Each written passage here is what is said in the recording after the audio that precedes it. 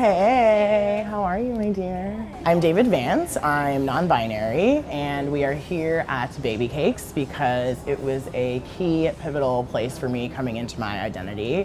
When I first started wearing makeup and rejecting gender more explicitly and visibly, this was always where I would go because I knew I would be safe and welcome, and people complimented my makeup, so that helps too. The first word we have to talk about is the word binary. So specifically in the context of gender, that's referring to the social cultural mandate that we have created in our society, because it is very much a creation of our society, that there are only two ways you can exist as a human being: man, woman, and that's it. And that's the script that we're, imbibed with from birth.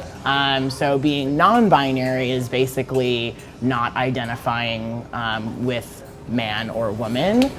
It's been kind of a process, but I've reached a point now where I'm just really kind of, still all over the place. There are times where I have all this makeup on, but like a beard. And there are other times when I am in a dress and no makeup. And there are other times when I'm, totally butched out and have facial hair and my tank top and my, all my other shit. So it really just depends on the day.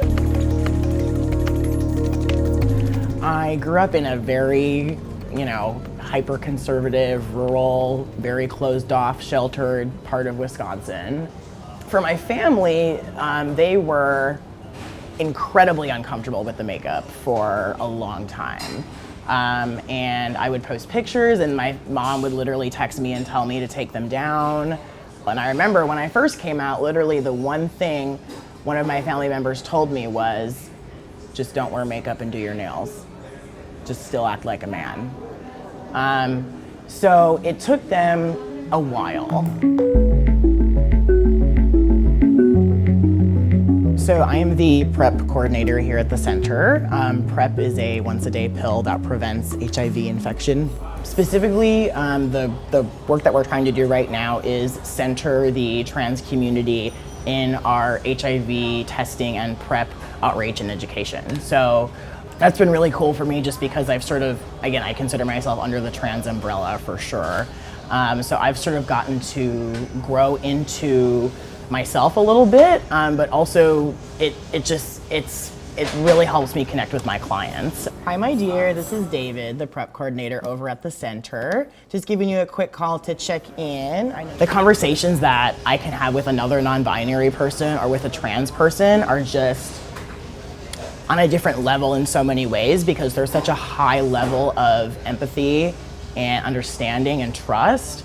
And trust is absolutely huge in relationships with clients. We are here to announce that we've introduced Senate Bill 179, the Gender Recognition Act of 2017.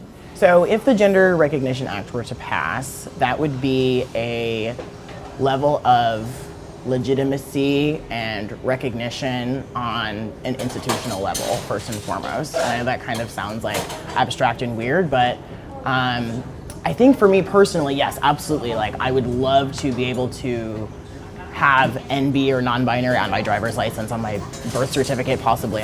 But I think what it would mean most to me is it's really bringing us out into the open. It is making us visible on a level that other people who maybe would not view non-binary as something legitimate before would now go, oh, wait a minute, maybe this is an actual thing.